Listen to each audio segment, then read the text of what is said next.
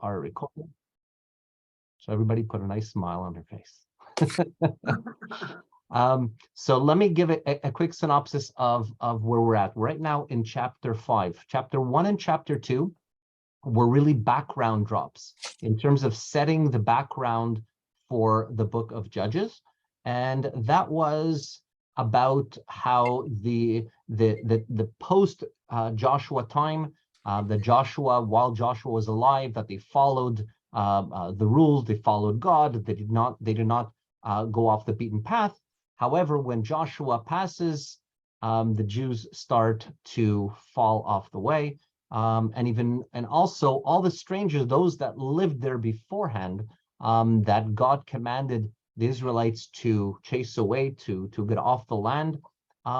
It's very, very clear that the Israelites did not fulfill this mission and permitted these strangers whose religions were an abomination. So I want to make it very clear that it was not to chase strangers, because in the Torah, the most repeated mitzvah is v'aftem et hager. You should love the stranger. You should welcome them in. You should treat them just as you treat an orphan or an almanah or a widow with mercy, with kindness. That is how we have to also accept the stranger. However, the stranger is somebody who comes in the land and also understands the importance of the kedusha, the holiness of the land, and therefore doesn't defile it. And how do we define defiling? Defiling is defined by using the land as a way or a means of perpetuating another religion, or paganism in particular. So all those strangers that lived there beforehand were all idolaters, as we covered in one of the chapters. Remember, I showed you all the different idolatry that were at least the most common, that the Jews actually the Israelites ended up following as well. And so those were the strangers that were to be kicked out. Not that there were not allowed to be strangers amongst you. Absolutely, there were allowed to be. And we have perhaps in humankind the first written rules that we are to treat strangers with respect and love. It's a very, very unique, up until that point, that's 3,000 years ago. And unfortunately, in this world today, there's still places that strangers, anybody who's not like the locals, are ostracized or banned or even persecuted and killed. So I think no one knows this more than the reality than us.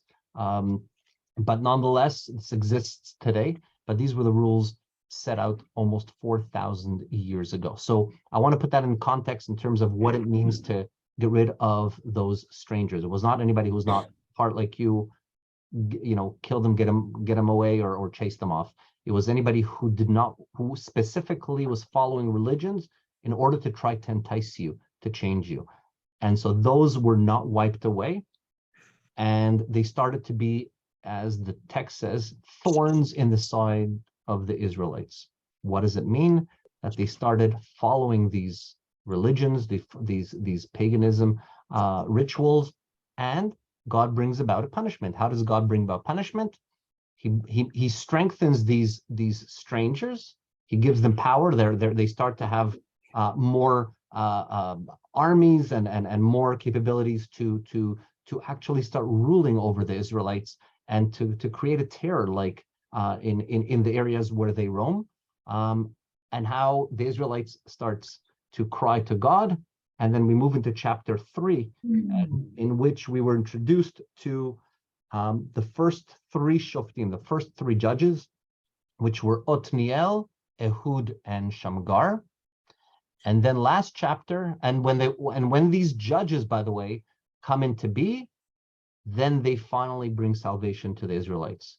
When these judges pass away, once again, what happens? They fall back in their sinning ways, and they cry out again to God. God brings them another judge, etc. And this is really the cyclical structure of this entire book. So we went through 3 in chapter 3, Otniel, Ehud, and Shamgar, and then came the story of Dvorah in chapter 4. Dvorah was a prophetess, first time since Moses that we have this notion of a prophet, and she's actually a female prophetess. None of the other shoftim are referred to as prophets. Whether they had nevuah or not is not what I'm talking about. She had also this title, which means she was definitely somebody that was of spiritual heights.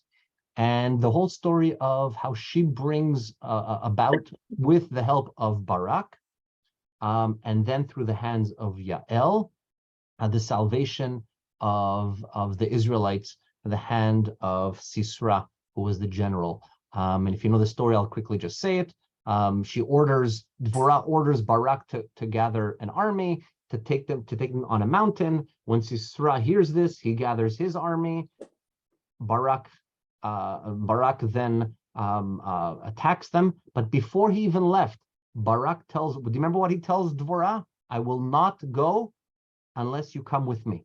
And to that, she punishes him, and she says, because you waver in your execution of God's word, you're showing cowardice. It is through the hands of a woman that Sisera will be delivered, and that isn't exactly what happens. So the two armies meet.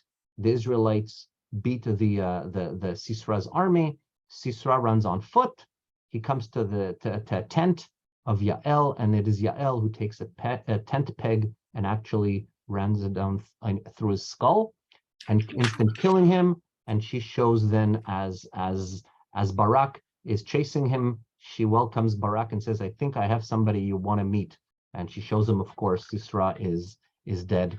And this is where we are right now at this point. So in other words, the salvation has come, and now we're going to read the part which is read also on the Parsha of Beshalach, of the when the Israelites on Shabbat Shira just a couple of weeks ago, because this is chapter 5, which is actually a song.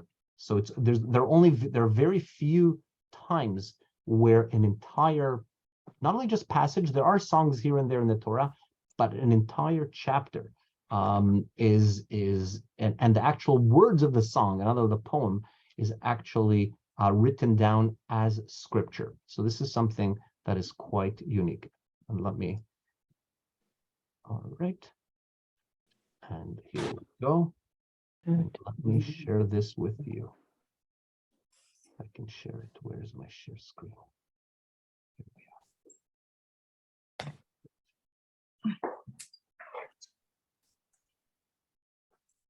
Does everybody see that? Yes. Yeah. Oh, where are we?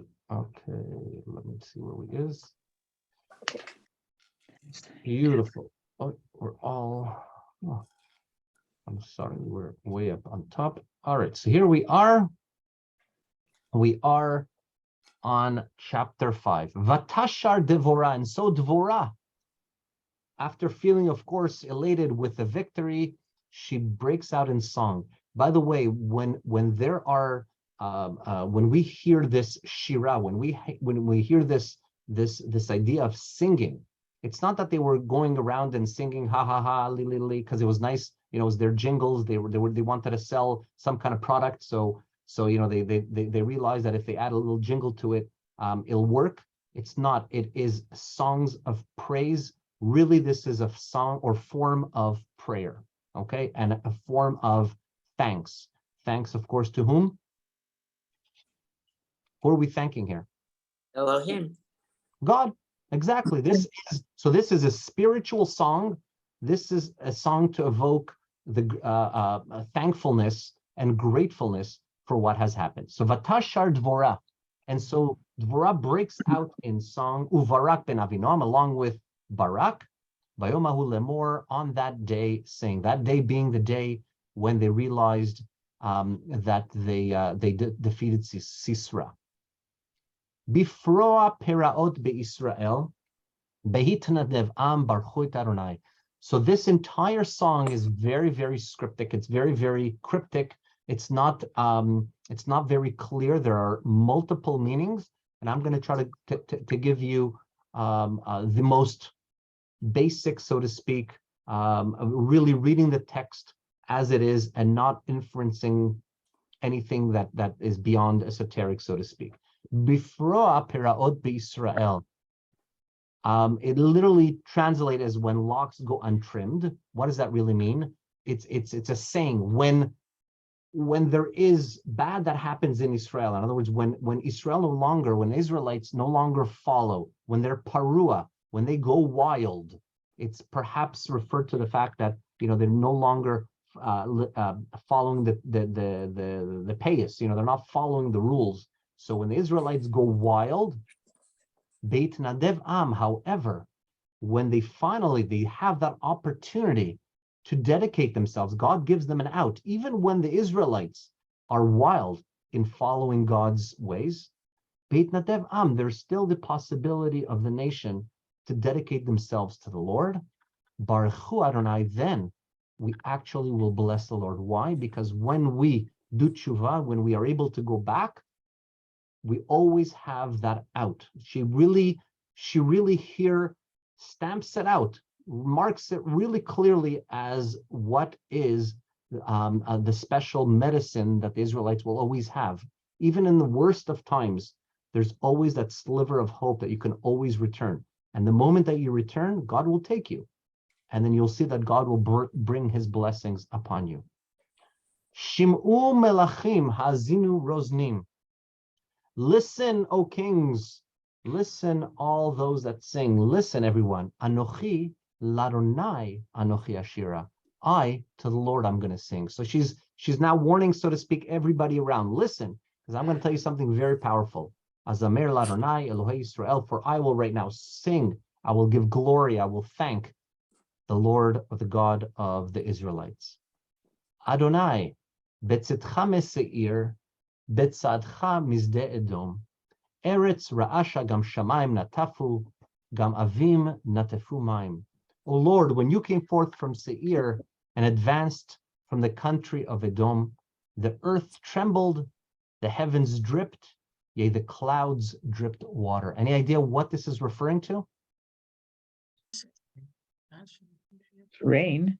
Yes. So this is a reference to when the Israelites got out of Egypt, when they finally walked towards Edom, and this is when they received the Torah. What happened when they received the Torah? Eretz ra'asha gam shamayim natafu. In other words, everything was very, very rich in experience. The earth trembled, and even the earth trembled, and even the heavens trembled. How do they tremble? They gave off rain. They gave off water. There's also a little bit of an inference to what was the gift of in the desert was the manna. And how was the manna protected? There was always a layer of water both underneath and on top of the manna to keep it fresh.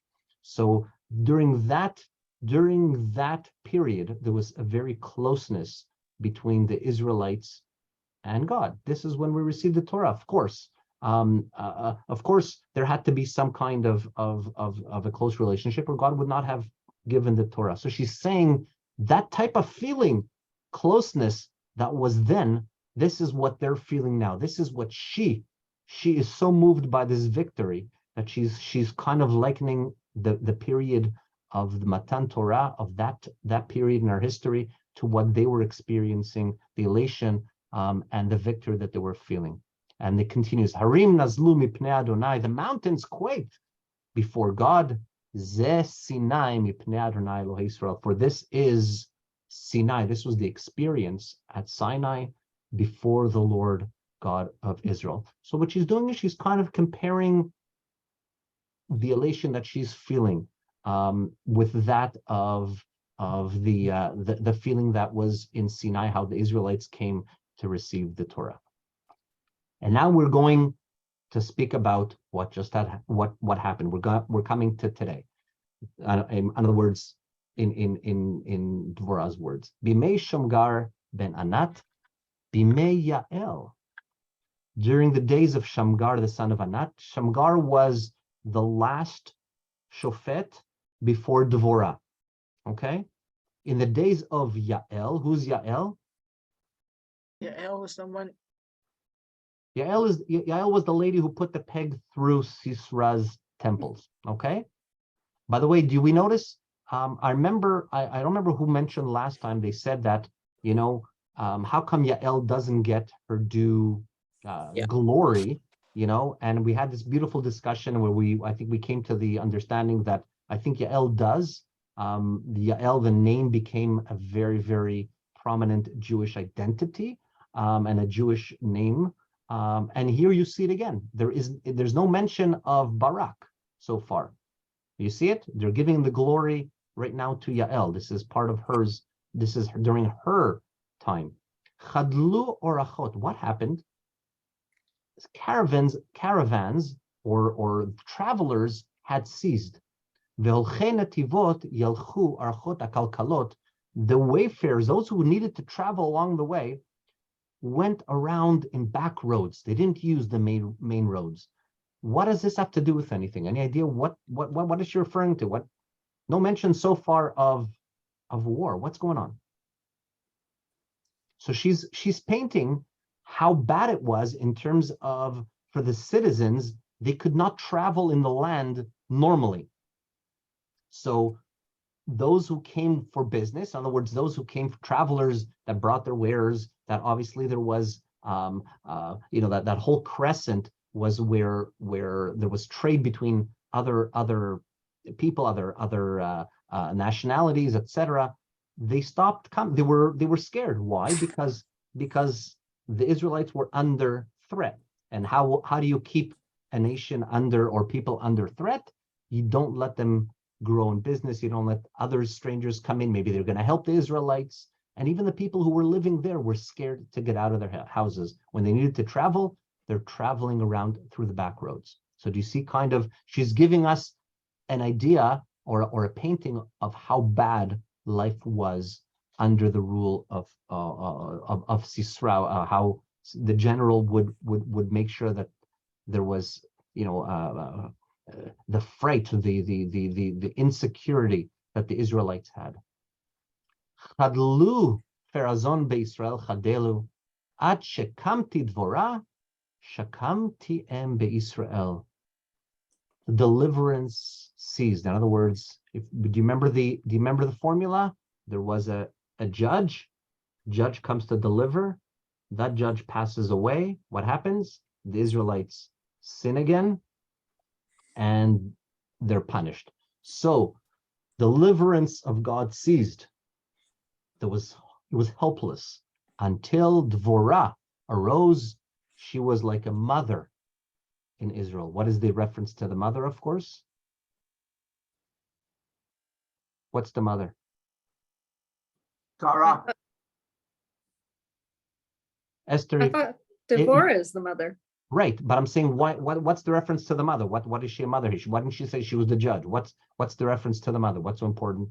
Why not say she was a great she was an Aviyah, she was Shekamti em beIsrael, arose a mother in Israel. Why? Is it Sarah? No, it's Dvorah. It's reference to Dvorah. I'm saying Oh, I see. why are we liking her to a mother? What's the reference to the mother?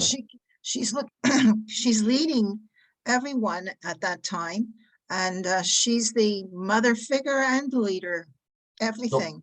So a mother taking care of the whole group. A mother will put herself in front of danger. A mother will do anything to make sure that her young are safe, to the point that it's not for her glory. She's doing it for whom? Her own tribes. She's doing it for the Israelites. What she's doing, she's not doing so that everybody can go and give her a tip at the end and she becomes rich because she has information. She's doing this totally selfishly. She's doing it because she cares for the welfare of, so to speak, her children. The entire Israelites become, so to speak, under her care. And so she's doing this as a mother takes care of her children. This is a very strange pasuk, number 8. Yivchar Elohim chadashim, az lachem she'arim. When they choose new gods, when the Israelites choose new gods, az lachem she'arim, was there a fighter then in the gates? Magen im yira'eh varomach, ב-40,000 be'Israel. So what exactly is this? This is a very cryptic pasuk. When the Israelites choose new gods, then there are fighters in the gates. In other words, in their cities, which they used to live, if you understand, if you go backward again to the next pasuk of the wayfarers, right? Where they were scared to travel along the way. What ended up happening was, how did these strangers able to not only remain in the land, but grow stronger? Was when the Israelites did not feel safe, where would they move? To what kind of city? A walled city. Walled city, excellent. They would move to a walled city because they didn't feel safe out in the open. So they moved to these walled cities. What's waiting for them in the gates of those cities? Opposition. Exactly. As soon as they pop out, woof, there are fighters in the gates waiting to pound on them. Okay. However, that's when they choose for themselves foreign idols. However, she's contrasting this with the 40,000 Israelites that conquered Jericho. What happened when they conquered Jericho, which we read in Joshua a couple of months ago? They were successful. But what was Jericho? Jericho was a walled city. Yeah, it was a walled Walls city. came It was down, the first walled tumbling city. down. And what did they do? Imagine now, we read how they were marching they marched for 7 days around, and what did they never saw? They never saw, no shield or spear was seen. In other words, the people in the city, here it's inversed. In other words, when they follow God's ways, it is almost as though they are the ones that are going to be victorious. They're not going to be the one who are being chased, but they're the ones who can be, if you want to say, the aggressors where they need to be. In other words, they can overtake a walled city. So when the 40,000 men of Joshua, she's contrasting the difference that the Israelites' position became. When they don't follow, even if they're sitting in the walled city, they're the sitting ducks. If they follow God's way, they'll be the 40,000 walking around the city, and they will not even see any form of aggression towards them, any form of danger towards them. So it's amazing. She's really pinning. She's trying to really get in that message of be dedicated to God. Libi lechokekei Israel hamitnadvim ba'am baruchu et Adonai. My heart is with Israel's leaders, with the dedicated of the people. Bless the Lord. Hamitnadvim ba'am here are people who are returning, people who, even if they were sinners, but they choose to go back and follow God's ways. And of course, she being a judge, she's here trying to say we need to pursue and get that message out in terms of the ability for all the Israelites, no matter what stage they're finding themselves, you can always return. And then Baruchu Adonai, we bless God. Obviously, we're going to bless God when? When do we bless God? Thank you. Well, for many acts was for eating, for washing. But all those what? All those is when we have things. In other words, when we have security. When we not only bless, but we feel the blessings of God upon us. So in other words, when we are able to go back from our bad ways, Baruch Hashem, God, we feel God's blessings. We bless because we're so happy. We can feel the goodness. Rochvei tonot tzechorot, those that ride white she donkeys, yoshvei al medin velchei al derech sichu. She's saying, doesn't matter how high your ranking is, whether you ride white, beautiful beasts. In other words, and those were, I guess, like the Cadillacs of the olden days. Those were the supreme form of transport. If you had a white animal, it was seen as a higher higher, a better quality of animal. Yoshvei al Medin, even those that saddle rugs, those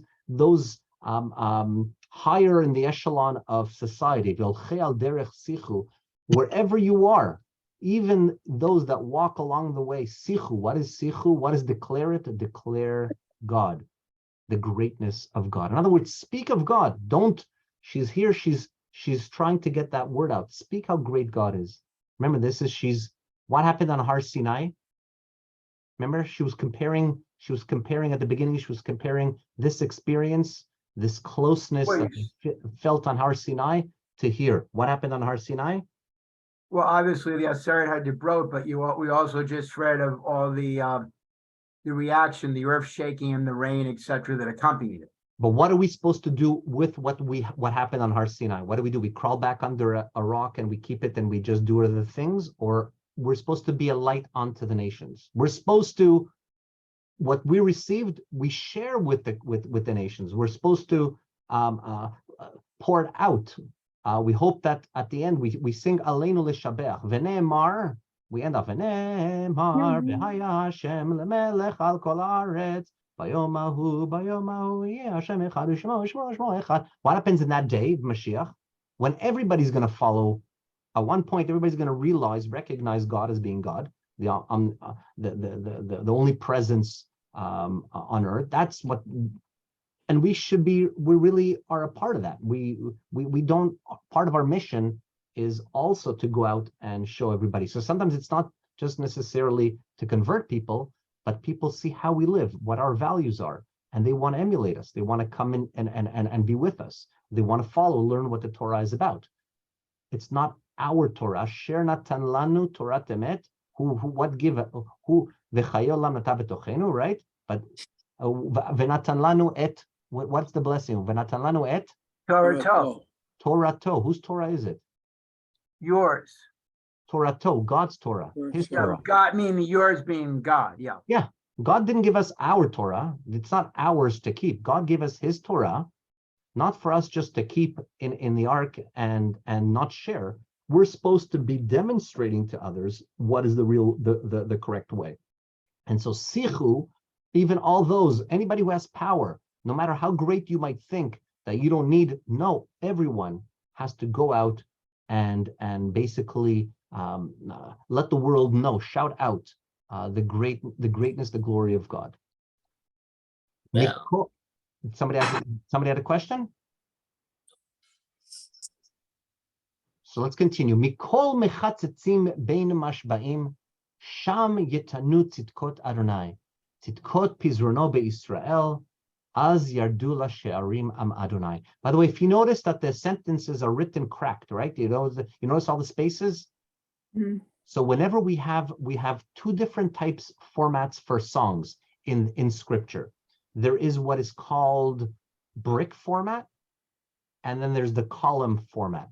So the brick is what Shirat Hayam is written in. So if you've ever seen what the Song of Sea is written like, it's written 1, 2, then 1 in the bottom, and then 1, 2 again, and then 1 at the bottom. So it kind of looks like bricks are laid. Do you get it?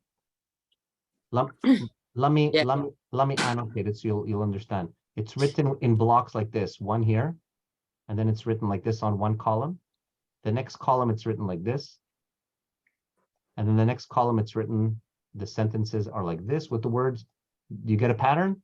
Yes. So that's called, so the word, this represents the words. The words are written like this, then there's a space, and then words are written like that, and then it's in the middle. Sometimes it's also written like a couple of small words here as well, and sometimes as well here, a couple of small words here, and then et cetera, until the entire song is written. Then there's another format that is written like this.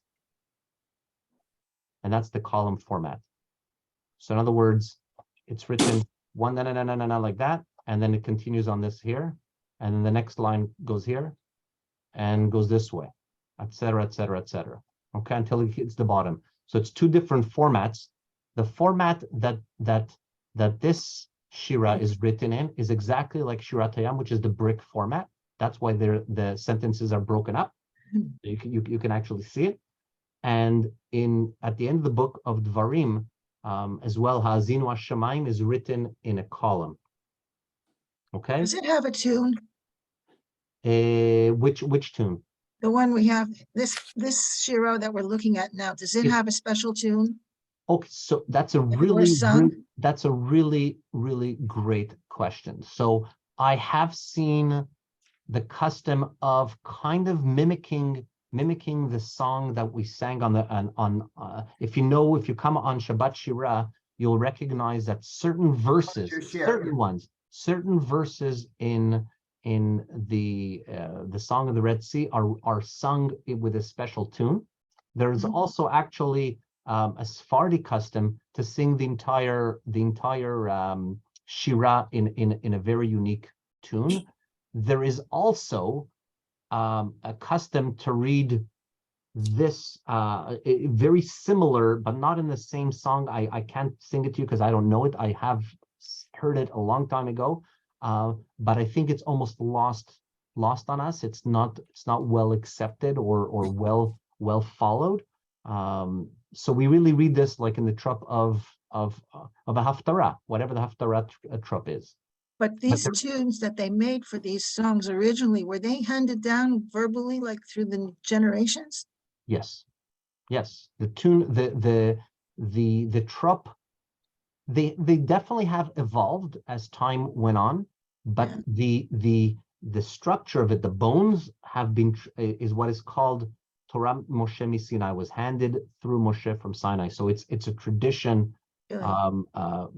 dating back as long as, so to speak, as the Torah itself. Hmm. So, and part of it, it's we can do that's a whole total different topic. What they represent, it's not just to beautify and to give it music and to make it glorious, etc. The notes themselves have multiple layers of reasoning why they do it. So they're there for a bunch of other reasons, beautiful reasons, which we'll get to another time. So the answer is yes and no. Yes, there are some traditions to sing certain verses in a bit of a different tune, but by and large, almost wherever you go, they'll sing it the way that they chant a haftarah. Okay, so let's continue. Well, wait. What Oop. difference does it make if the song is in brick form or column form? Excellent, fantastic. So the common thread, and Cindy, thank you for reminding me. We went on a tangent a little bit. So all the songs that are written on format of bricks they're both a national occurrence that happened, and they're sung as a song of thanks. In other words, if you look at what does brick represent? Something Oh, that's solid. Building something, putting something together, construction. It's moving. There was nothing there beforehand, and now you're putting something up. Something it's almost like putting up a monument. Okay, because it was a national occurrence. The Shirat Hayam, what was it? Salvation for the entire people. Here we have salvation for the people of the north, for the people who lived in the north, who were terrorized by a foreign king and a foreign army. Understand? So it's a collective, it's a collective experience. When we have in Ha'azinu, it's just Moshe singing, which is actually a nevuah, which is actually a prophecy, and he tells the Israelites of what will happen. So it's a very different hymn or a song, however you want to look at it, from a different perspective. So even the structure themselves are different.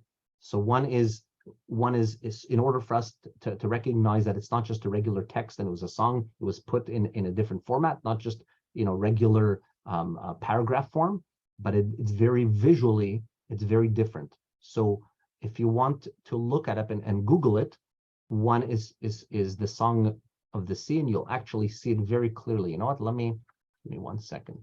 Let me see if I can. Just go into Shachri. It's there. Yeah. Yeah, let me see if I can. let me see. See if I can.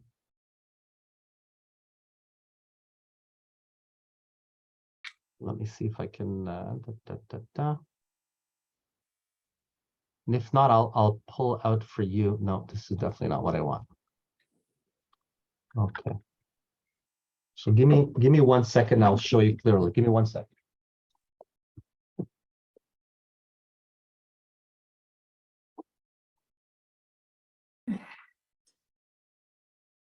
Because visually you'll see the difference. All right, here we are.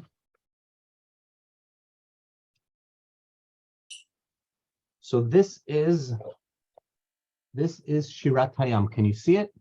Yes, Do you see it? yes. All right. So that is brick format. Do you see how the words kind of create like in like bricks? Okay. Uh-huh. And let me show you what Hazina looks like.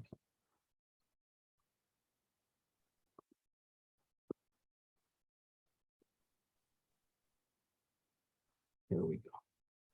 Which is, and it's vastly, vastly different. You get to see it? Ah, yeah. Yeah. It's a Yeah. column literally going down. Uh-huh. Okay. So that is the format. And again, one is a collective, the entire nation sings about that collective experience and salvation. And the other one is just a person who is Moses, who is inspired. He wants to give the Israelites hope, etc. And he sings on his behalf in order to help them. And by the way, the song in Azinu is very also cryptic. It's an amazing that song itself is a lot of it is basis for a lot of the Kabbalah pulls things out of it, but that's another story to talk for another. I'm not an expert in Kabbalah, but just to give you it's not just, it's a very cryptic, there's codes in there, and it's mind-boggling. Anyways, verse 11. She's back again, giving us that the picture of what was happening in the country. Mikol mechatzitzim bin mashbaim, louder than the sound of archers. Sham yitanu tzidkot Adonai. There among the watering places, you can actually hear, you can actually feel the tzidkot, the graciousness of God. Tzidkot pizrono beIsrael, az yardu lasharim Adonai. When we felt the graciousness and the deliverance of Israel by the hand of God, then we finally were able to march down to the gates. So this all ties down again. This all ties together what happened, what she was telling about. What are those archers? Those archers were when, remember we read the verse about people who were traveling, would travel on back roads. Why? Because suddenly archers would go for you in order to create, they would shoot at you. So what happens? When you louder than those sounds are the tzidkot Hashem. What we have to sing out are the glory of what God has done, because through the deliverance of God, now we're able to go through those gates. What were those gates? Beforehand, what did they found in the gates beforehand? Do you remember what we read in the song? Opposition. Exactly. Do you remember they were scared to get out of their gates? Mhm. Now, with deliverance, Yardullah Sharim, they can go down through the gates, the nation of God. In other words, the flipping of the tide. Uri, Uri, Devorah. Awake, awake, Dvorah. Uri, Uri, Dabrishir. Wake, wake, and sing and strike a chant. Kum Barak, Ushveshev Yecha. Arise, O Barak, take your captives, Ben Avinom, the son of Avinom. Where does this, anybody recognize his word? Uri, it's a song you sing at the Independence. Kabbalah Shabbat. Kabbalat Shabbat, Lecha Dodi. Yeah. It's one of the stanzas in Lecha. Uri, Uri, Shir Daberi. Or Hashem Allah, Uri, Uri. So it's very similar to what we have here. Awake, awake, get up. And the reference is a little bit, but there it's with regards to Shabbat. but the words are very similar. Excellent. Az yerad sarid ladirim am Adonai yerad liba giborim. Then was the remnants made victor over the mighty. The Lord's people won my victory over the warriors. In other words, we read about Sisera, who had all the iron chariots, 900 of them. They certainly had the armaments. We did not have the armaments, but what did we have? We had God supporting. We had to first go to God. She's really trying to drill in that idea of no matter where you find yourselves, even if you think that you're outnumbered, you're outgunned, as long as you make that repentance and go back towards and choose the right way, you will even overtake the warriors that are supposed to technically on paper beat you. Mini Ephraim Shorsham Ba'amalek. From Ephraim came those whose roots are to defeat Amalek. What are this referring to? So this is again very cryptic. This is referring to Joshua. When right after the song of the sea, what happens in that same parasha? They are crossed, and who attacks them? Yeah, Amalekites. Vayavo Amalek vaylachem beIsrael birfidim. The Amalekites attacked them in Refidim, and there Moshe is instructed to go up to the mountain and raise his hands. And every time his hands were up, the Israelites were winning, and every time that his hands were down, Amalekites were building. So Aharon and Hur went up, and they held his hands up until Joshua was victorious. And Joshua beat the Amalek. Az acharecha Binyamin ba'amamecha. After you, your kin Benjamin. This is a reference to Shaul, King Shaul, who will actually defeat Amalek as well. So this is part nevuah. That Dvorah is inferencing kind of what will happen. So first, who is our arch enemy? Our arch enemy is Amalek. First, Mini Ephraim, from within Ephraim, we uprooted Amalek. In other words, we had a victory over Amalek through the hands of Joshua. Acharecha Binyamin ba'amamecha. In the future, Binyamin, somebody is going to rise from Binyamin, which is Shaul. King Shaul was from the tribe of Binyamin. He will rise and will defeat Amalek. Mini Machir Yardu Mechokekim. From Machir came down leaders, Umizvulun Moshchim Beshevet Sofer. And from the tribe of Zvulun were such as hold the marshal staff. In other words, here she's saying, who came to battle? This has to do with the verse up on top, 13. She's describing what a scrawny group came to actually fight against Sisera. Who? There were leaders from Machir, but also Zvulun were people who were book writers and people who were unable to fight. They were holding a staff. That's what, not even a sword. This is who came to fight against Sisera, and they won. Again, she's trying to hone in that idea of don't be scared. You have, as long as you choose God, God is with you. It might not look right. It might look like the situation is dire, but you have something on your side that is unbeatable, and that is God. Follow God's rules. Can you explain the relationship of Benjamin to Saul? Yes, Shaul came from the tribe of Binyamin. Okay, thanks. So she's referring to, so in other words, Joshua came from Ephraim. So Mini Ephraim, from Ephraim, she's referring to Joshua. So they had a leader from the tribe of Ephraim that beat Amalek. Acharecha, in the future, Binyamin ba'amamecha. From Binyamin, there will also come a leader who will also wipe Amalek. And who is that one? That was Shaul. Okay? Yep. V'sarai be'Issachar im Dvorah. And Issachar's chiefs also came with Dvorah. In other words, she's continuing to say all the 60,000 men that Barak was able to assemble, there were also chiefs with Dvorah. V'Issachar ken Barak be'emek shulach beraglav biflagot Ruven gedolim chekikei lev. So, and Issachar's chiefs came down and joined Dvorah as Barak so was Issachar rushing after him into the valley. In other words, Issachar was also part of. She's giving kudos to all the people who formed that group, that army that fought against Israel. Now she's up to Issachar. She's telling them Issachar also brought people. As well, among the clans of Reuven were great decisions of heart. In other words, they also had people who joined that war that came from the tribe of Reuven. And even though they did not seem to be like warriors, where was their heart? Their heart was in the right place, and they were victorious. Lama yashavta ben hamish petaim lishma sherikot adarim liflagot Reuven gedolim chikrei lev.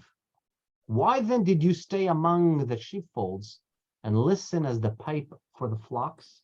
Among the clans of Reuven were great searching of hearts.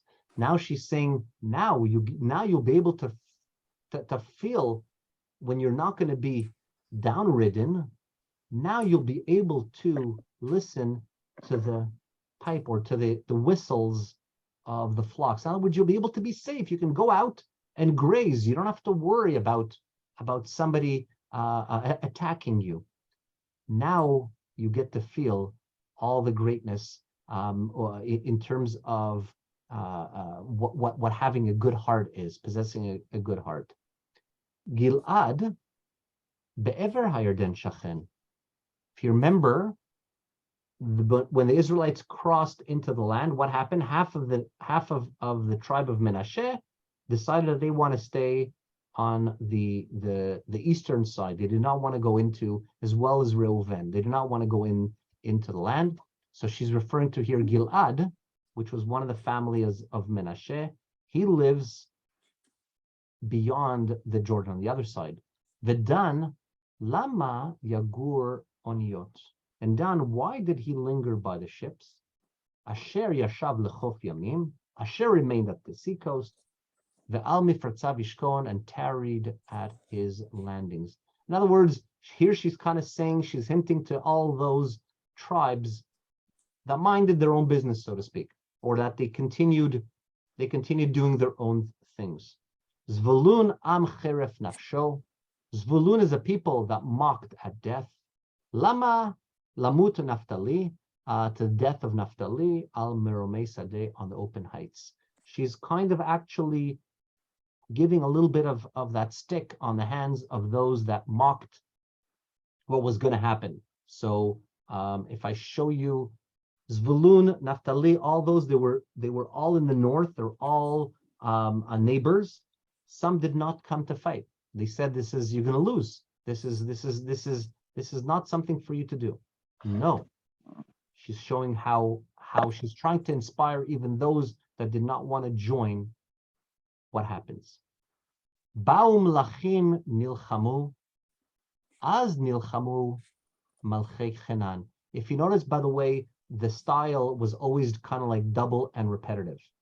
So uri, baum lachim nilchamu, az nilchamu malchei. It always kind of repeats itself, and that was the format of the time. It also is the format of highlighting. So whenever things are repeated, it's to make it much more strong in language, to give it weight. Then the kings came, they fought. The kings of Canaan fought. In other words, Betanach al mei Megiddo. They came to fight where? On the waters of Megiddo. Betza kesef lo lakachu. They got no spoil of silver. In other words, they lost. Min shamayim nilchamu, hakochavim mimsilotam nilchamu im Sisra. The stars fought from heaven. From their courses, they fought against Sisra. What is this? What is this referring to? If anything, you'd think, oh my God, what do you mean? This is almost like paganism, right? They're talking about stars are aligned, and the stars even fought. The stars ran off course. They didn't follow their course in the sky. What is she referring to? Did they hide behind the clouds so it would be dark? No, in other words, who do we say that God who lives in the sky, so to speak? Where does God dwell? God. God is in the heavens, right? We kind of, even though technically it's not like God is, on top of the hill. God is everywhere, but for us, we see the earth as being at the bottom. If you want to look at it on a 2D dimension, that we're being on the bottom, the earth, and everything on top is God's realm because it's infinity. So even the heavens, God was with us. All the heavens, God created all the stars. There were miracles that were not supposed to happen, right? In other words, the reality on paper was we were not supposed to be victorious. Look who came to fight, all these inappropriately armed men. And we didn't even have, the entire nation come to war. And God created this situation. Even stars were moving in the wrong course. In other words, a great force was in play. This is what defeated Sisera, this force. Again, she's of course referring to God. Nachal Kishon Gerafam, the torrent of the wadi of Kishon swept them away. Nachal Kedumim, Nachal Kishon. Do you see again the repetitive nature? Yeah. Okay. The raging torrent, the torrent Kishon. Tidrechi Nafshi Oz, march on, my soul with courage. In other words, continue going on, continue moving on. This is reference, verse 21 is the reference again to the geographical place of where some of the fighting took place. Okay, so she's highlighting these places where certain victories and key moments in battle. Haz halamu ikvesus midharot daharot abirav. Then the horses' hoofs pounded as headlong galloped the steeds, as the horses ran forth. You notice again a double entendre, midaharot daharot, okay? Oru, she's painting right now that the strength of the army of Sisera. There were horses pounded, hooves. Oru meroz amar malach Adonai. Oru aror yosheveha. Notice again a double entendre. Kilo va'u lezrat Adonai, lezrat Adonai bagiborim. Double. We have it twice in one sentence where it repeats. Curse meroz, said the angel of the Lord. Bitterly curse its inhabitants, because they came not to aid of the Lord, to the aid of the Lord among the warriors. In other words, there was one city of Roz whose inhabitants did not want to come out, and even the angels yelled out to God to curse them. So obviously there was a city that was under scrutiny that obviously did not come to participate in this victory. And here we have Tevorach Minashim Yael, Eshet Chever HaKeni. Most blessed of women is Yael, who was the wife of Chever the Kenite. Minashim Ba'ohel Tevorach, most blessed of women in tents. So again, it's repetitive. And we have here, she's going to give a quick description of her actions. Maim Sha'al, Sisera, who came into her tent, asked for what? Do you remember? Water. For water. But Chalav Natana, what did she give him? Milk. She offered him milk. Besefel adirim hikriva chema, in a princely bowl, she brought him curds. Why did she give him milk and not water? So he could get sleepy. Exactly, because it was much heavier food. This is, by the way, where you also have proof, and I'm not going there again, but the milk products that we have today and the milk products of that in the past were not the same food product. They may have come from the same source, but they were certainly not processed in the same way. Milk was much richer then. It wasn't, watered down, etc. And to 2%, every milk was almost like butter. And especially if you had to keep it in a certain way, it became maybe even more like yogurt, if anything, than just straight, unless you drank it straight milk. But again, it would be much, much richer. And yes, it was very heavy. And that is also why, by the way, the mixing was not taking place, is because a lot of it is we don't mix milk and meat. Part of it has to do with the idea of your stomach working the enzymes created, that for your body, you need a lot of energy to break down the milk products, just as on their own. And you also need, for meat, you need to break them down. Like your body needs that time. It takes a while for all those things to be broken down, because again, the milk products of old were much heavier than the ones that we have today. Not that you can't get heavy. There are, if you have, let's say, hard cheeses, even those that are very lenient in how much you have to wait between milk and cheese. I'm sorry, milk and meat, will say you still have to wait a much longer extended time, whether it's 3 hours or 6 hours, depending what your tradition is. When it's heavy cheeses, it's not that 10-minute period or an hour which is not as stringent. The other way around, meat and milk, if you eat meat first. But if you're eating very heavy cheeses, then you do need to wait, just like you wait in between meat, from meat to cheese.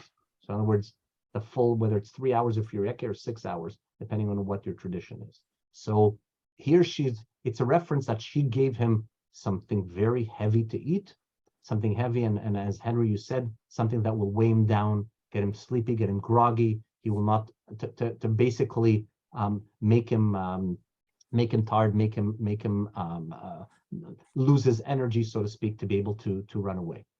Yada layated tishlachna. Then her left hand reached out for the tent pin. Vimina lehalmut amalim, and her right to pick that instrument of workers. What is she referring to? That hammer. Vehalma Sisra machaka rosho. She strikes Sisra and she crushes his head. Umachatza vechalfa rakato, and she smashed and pierced through his temple. So this is a very gruesome. This is I need a little warning on that one. Please don't eat anything while we read verse 26. This is a very graphic portrayal of how she went about business of killing Sisra. If you notice the amount of force and the power that is given to her, it's almost like she's a superhero, right? She just crushed, and and I guarantee that it's not that easy to do what she did in terms of even physical things. She obviously there's a greatness that is addressed to her. Bein ragleha kara nafal shachav. At her feet he sank, he fell, and he lay outstretched. Ben ragleha kara nafal, and it is repeated again. At her feet he sank, he lay still. Basher kara sham nafal shadud. Where he sank, where he fell, this is where he laid, all devoured or destroyed. Bad hachalon nishkafa. And this is, by the way, where we have the idea of, if you remember towards the end of the book, where his mother is, the idea of like his Sisra's mother waiting for him, and the idea of what it feels like for God not to have his children, or to have God's children being afflicted. It's the same thing as a parent, seeing his children being wounded or not coming home or or mistreated. And now we're seeing the idea in a humanistic form of what Sisra's experience, his family's like. Be'ad hachalon ishkafa, through the window peered Sisra's vat yabev em Sisra be'ad ha'eshnav. Through the window peered Sisra's mother. Behind the lattice she whined. Madua boshesh richbo lavo. Why is his chariot late? Why is it hesitating to return? Madua echeru pame markevotav. Why are the clatter or the bells of his chariot being late? Where are they? In other words, she's asking, where is he? She's waiting for him. Chachmot sareha tanina. The wisest of her ladies, or the wisest of her maidens, give answer. Afhi tashiv amarehala. She too replies to herself, and here's the answer. Halo yimtseu yechaleku shalal. They must be dividing the spoils they found. In other words, he's victorious. He's coming late because he's counting what what the spoils of war are, what he just devoured, who he just defeated. Halo yimtzeu yichalku shalal. They must be dividing the spoils which they have conquered. Racham rachmatayim lerosh gever. Perhaps even they are splitting the women, the damsels, whom they conquered, or two for each man. Shelal tzevaim lesisra, spoil of dyed clothes, of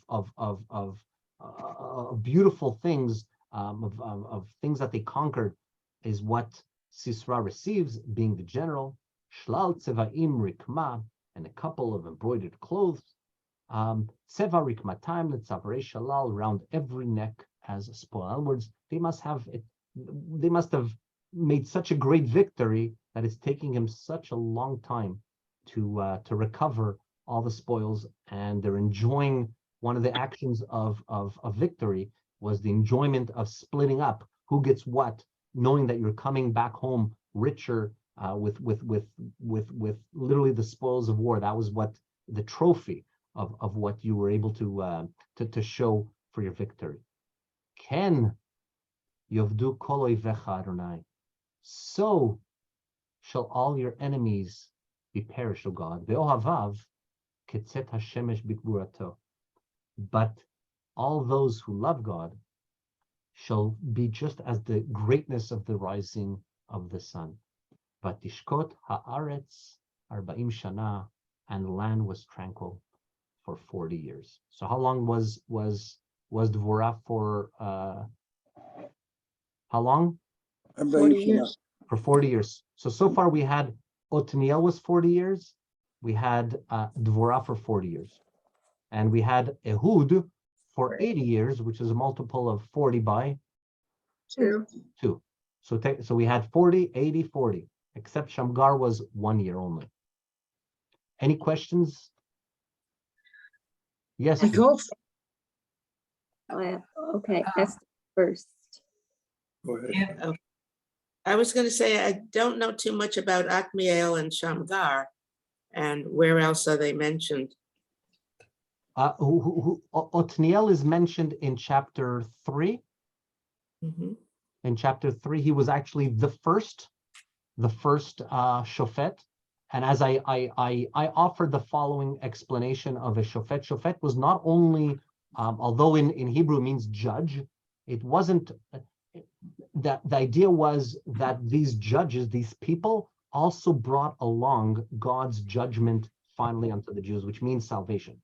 They were through their hands was the judgment of God fulfilled.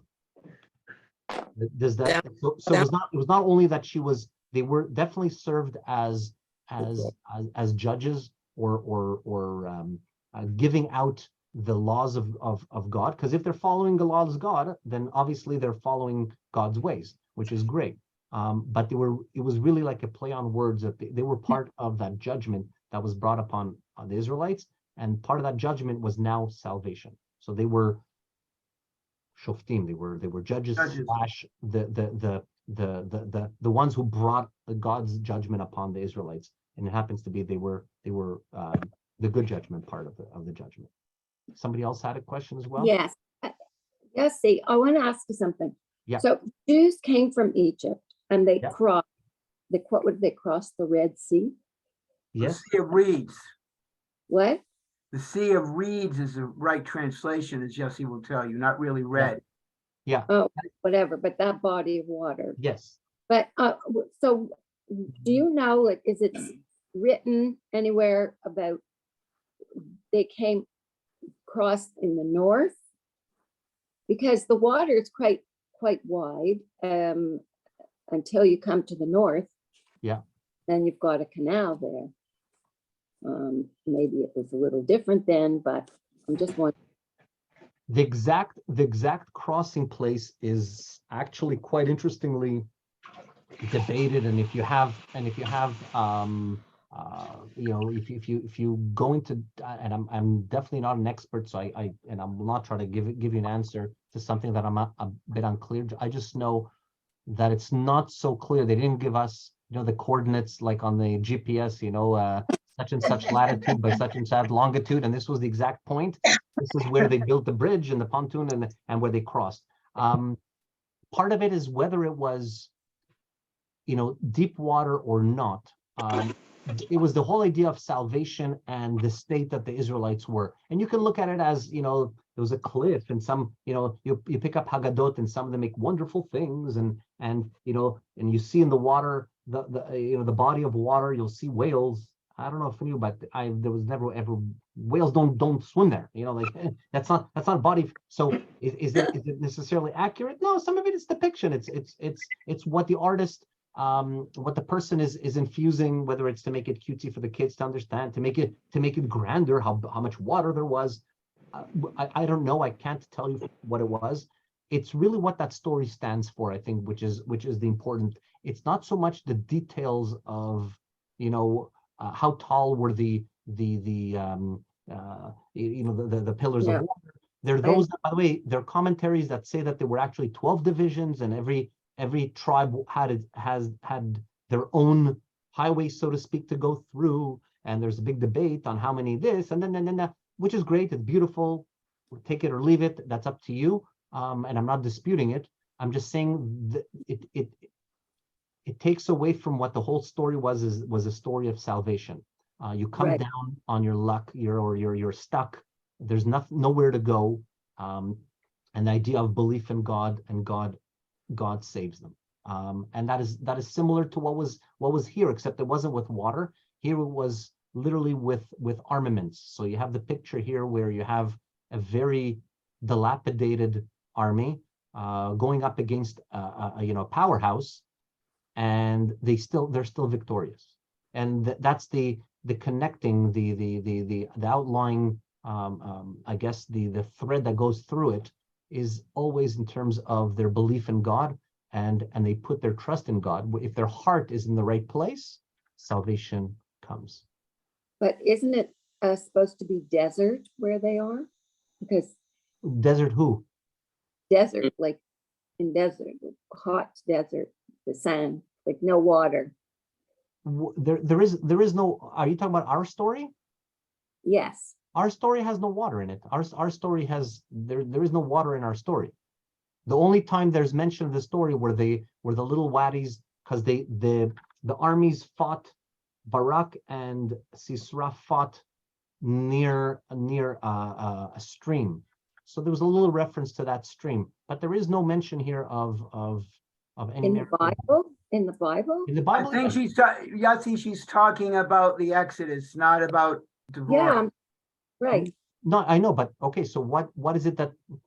But Well, always, there's water in Egypt. There's water in Israel. There at where the body. If you look at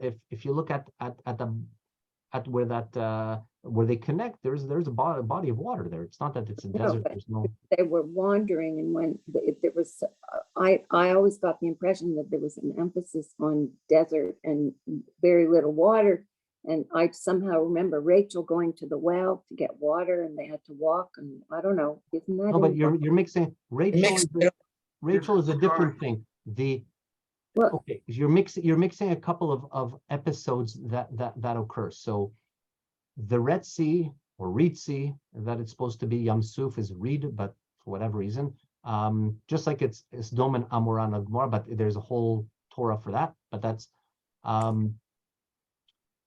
that was through their way. God specifically, if you read the text, took them. This was all pre-planned. He took them that route to get them stuck, and that was kind of to show them finally who they need to put their trust in, and that was that whole story. That was the Kriyat Yam Suf, the splitting of the Red Sea.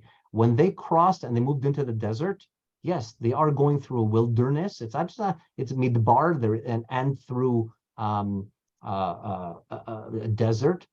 And there was the miracle of the well of Miriam that followed them, because Miriam's well that followed them, and part of that was because she was the one who saved. She put her life out on danger with saving Moshe, and he saved the entire nation, because it was again a thanks to her that the entire nation also received water, had an access to water because of her.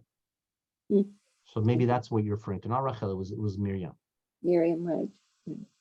Yes. Yosi, Yes.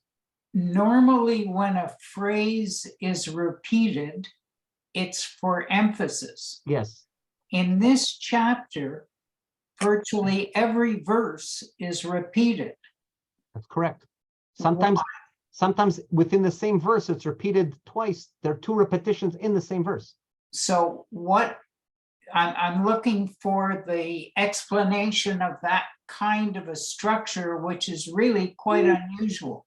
So it happens also in Shirat Hayam. There is also in the Song of the Sea, there's a very similar structure as well where words are repeated. Hebrew itself lends the way that it's constructed, especially Old Hebrew, is a lot of it is repetition. In other words, when you're emphasizing something, Uri Shir Daberi, let's say, wake up, not just wake up greatly, it's wake up. It's built into the language. It's Okay. almost like a saying. But you're absolutely right. There is a format to this poem, which is consistent within itself from beginning to end. I can't tell you, what, there's, I'm sure there's a name for it, like textually, like there's many ways you can build poems. Sometimes it's a word and just another word, and they all have names. It definitely has a name. I'm not an expert in that, but it is a format, and you're absolutely correct. It's from the top to the bottom. It has that double repetition of things all the time for emphasis and for to add color and pizzazz and oomph to what she's trying to say. Is it unique to this chapter, or is it throughout the Judges? What you talking about this song? This is the only song that we're going to have in the book. Okay, Yeah. So if you want to say, it doesn't mean that sometimes when people speak also, like when a prophet or a judge will speak and he wants to get, or she wants to get their point across and make it very clear, they will repeat. yeah, They will warn like double, also like a double language. So it's built part of the structure of Hebrew, so to speak, is how it's built is rather than yelling, or we didn't have italicized, read with extra emphasis. That was almost built into the structure of the scriptures. That is also what the tamim, all the trop that we were talked about beforehand, which was asked, I think Esther asked about, if we sing it differently or not. Part of that is also what the job of the tamim are, the notes, is that they add meaning and they add structure to the text. We didn't have periods, there were no commas, there was no beginning, no end. You had to know where, what word begins with which sentence, and I can give that could be a total different explanation, especially if you look at the 10 Commandments. You can have different, if you put the word to the sentence beforehand, it changed the entire meaning for the sentence before and the law that comes afterwards, and it makes sense both ways. But how do we know which one is which? Where does the word begin? So part of that is the music will actually denote a comma, will denote a space, will denote a period and an end in subjects as well. that's great. And anybody else? Yosi, this Yes. is a song sung by Devorah and Barak. Where does the song end? Right here. The song ends? Because the last line says, and the land was quiet for 40 years. That's how it they ends. end it. It ends on verse 30, kind of like hinting that even his mother doesn't have, that his mother, Sisra's mother, doesn't even have the how can I say, the finality or closure, and that she's also like Okay. lives in her own world. They're living in a lie. They're always living in a lie, even when the truth is in them. that Sisera is dead. Oh no, he's not coming back because it's a little bit of an kind of hinting to that life of what their morals are, what the way that they Yeah. are doing to ransack is all smoke and mirrors. Rather than your child is not coming home, right? What's happening? You should be crying. You should be, where's my son? No, she's living a lie because it's much easier to take. He's running out there, collecting the spoils, dividing the spoils, getting all these fancy clothing, and many clothing, rather than know he's not coming back. Why is he not coming back? What does that mean? And it's all a lie. Yeah. If in that particular two stanzas, the one about Sisera's mother sort of worrying shows us or makes me feel that there's a little bit of humanity in her when she starts to feel, where's my son? Mm-hmm. But that blows out the window as soon as the next lines come, because it doesn't matter that she's worried about her son as long as he's the winner.